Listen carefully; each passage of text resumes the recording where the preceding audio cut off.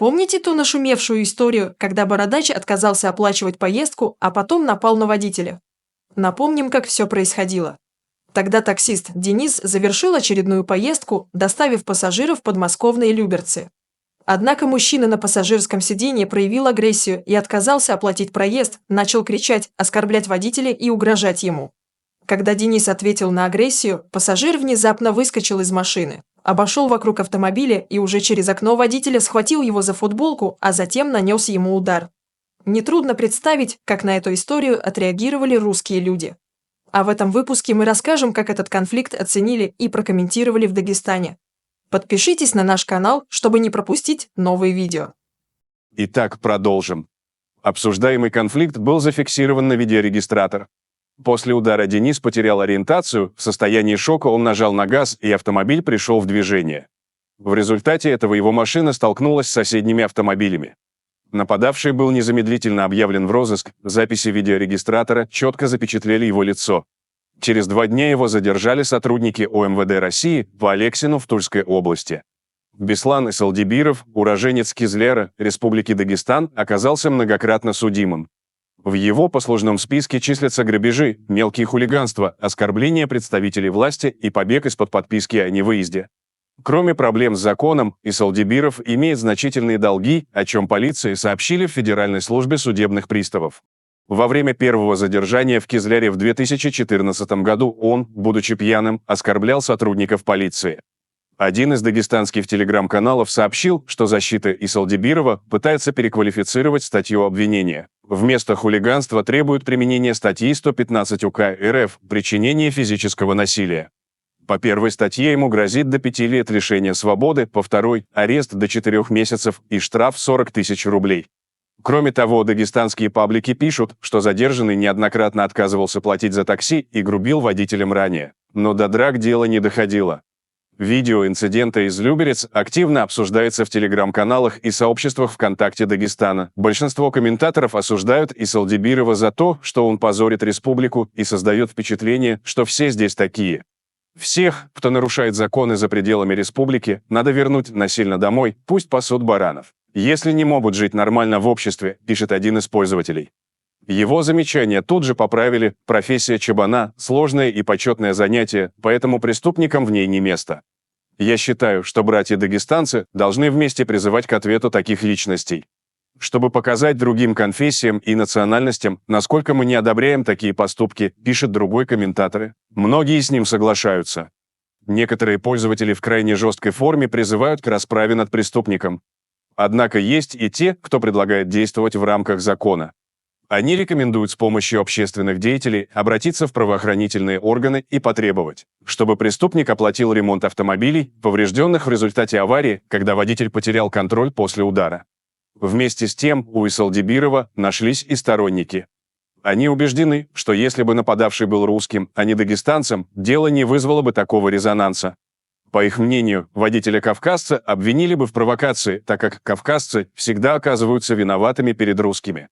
Земляки отвечают таким комментаторам: «Я из Дагестана и поддерживаю таксиста. А этого мерзавца не считаю ни нашим, ни мусульманином. Пусть наказание для него будет суровым», заявляет один из самых популярных комментариев. Также существует мнение, что Исалдибиров стал жертвой провокации из-за низких зарплат и проблем с трудоустройством в Дагестане.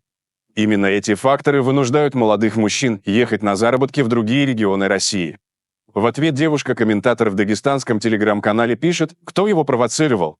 Живет на халяву у сироты, не платит. Таксистов обманывает уже не первый раз. Может, хватит искать оправдания таким людям. Зато туристов в шортах готовы заклевать до смерти. Покажите хоть одного туриста, который так ведет себя у нас в Дагестане. Кроме того, популярно предложение отправить задержанного на военную службу для искупления вины и превращения в настоящего мужчину. В целом, пользователи сходятся на том, что дагестанцы, совершающие преступления в других регионах России, приносят беды своим семьям и усложняют жизнь другим дагестанцам. Но интересное количество лайков и положительных реакций под видео с Исалдибировым. Это говорит о том, что многим понравилось происходящее на записи, но они предпочли не высказываться открыто. В наше время многие молодые мужчины в Дагестане продолжают придерживаться принципа «кто сильнее, тот и прав», придавая первостепенное значение физической силе. В качестве примера для них служат такие фигуры, как Хабиб Нурмагомедов и другие известные бойцы ММА. Для них нередко естественным способом решения конфликтов становится физическое превосходство. Однако такая логика имеет свои последствия, всегда найдется кто-то сильнее. Примером служит история Беслана Исалдибирова, который, потерпев поражение, с позором прячет глаза в полицейском участке. Таксист и блогер из Санкт-Петербурга Денис Ковшов трудится в этой сфере уже 15 лет. В 2018 году, после участия в телесюжете, он создал собственный YouTube-канал, посвященный повседневной жизни и проблемам таксистов. Большая часть его видео рассказывает о конфликтных ситуациях с пассажирами, комических и не только. В разговоре с журналистами Ковшов поделился, что с агрессивными пассажирами, готовыми вступить в драку, сталкивается примерно раз в месяц. «В таких случаях я предпочитаю бить первым и рекомендую это всем», пояснил он свою позицию в ситуациях, где избежать драки невозможно. Тем не менее, если возможно выгнать дебошира из машины, Ковшов советует избегать эскалации конфликта и вызывать полицию. «Недавно у меня был случай с пассажиром, который скандалил и отказывался платить. Приехал ОМОН, и все разрешилось. Всегда следует думать о своей безопасности», убежден водитель, добавив при этом, что такие ситуации чаще всего провоцируют пьяные пассажиры. Конфликты с жителями Кавказа случаются регулярно. В Анапе недавно произошел инцидент, группа жителей Дагестана избила туристов и скрылась в Кабардино-Балкарии. Двое молодых людей напали на аниматоров после того, как девушка отказалась знакомиться с ними. Как сообщила МВД России по Краснодарскому краю, все 4 участников драки были найдены и задержаны. В скором времени мужчины будут доставлены в Анапу для передачи правоохранительным органам, говорится в официальном заявлении. Недавно в социальных сетях появилось видео, на котором зафиксировано происходящее. Позже стало известно, что группа жителей Дагестана пыталась познакомиться с прохожей девушкой ночью накануне происшествия. А аниматоры решили за нее заступиться. После инцидента следователи задержали 3 участников конфликта. Один из задержанных рассказал, что они стояли около клуба, когда мимо проходила компания девушек в состоянии алкогольного опьянения. Один из мужчин попытался завести разговор с одной из них, но получил резкий отказ. Тогда он сдержал свою обиду, развернулся и пошел обратно, однако девушка продолжала выкрикивать оскорбления ему вслед, утверждает задержанный. «Мы подошли и попросили ее следить за речью. Она начала провоцировать нас, и тогда за нее вступились 2 мужчин из ее компании», объясняет парень свои действия. В дагестанских социальных сетях пытались оправдать земляков.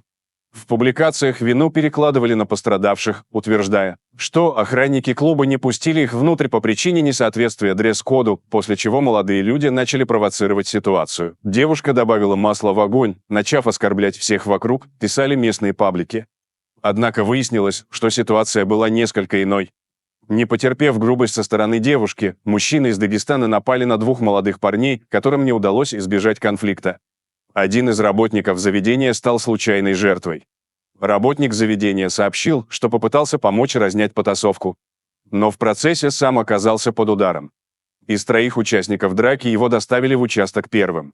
Он отстаивает свою невиновность и заявляет, что ранее не был знаком с зачинщиками инцидента. На участников драки заведено уголовное дело по статье «Хулиганство», совершенное группой лиц. Жителям Дагестана грозит штраф до 1 000 000 рублей или до 7 лет тюремного заключения. Люди требуют более строгого наказания для виновных и призывают к реальным срокам вместо штрафов. А что насчет всего этого думаете вы, уважаемые зрители? Делитесь своим мнением в комментариях и не забудьте подписаться на канал, если вы этого еще не сделали. Всем добра, всем пока!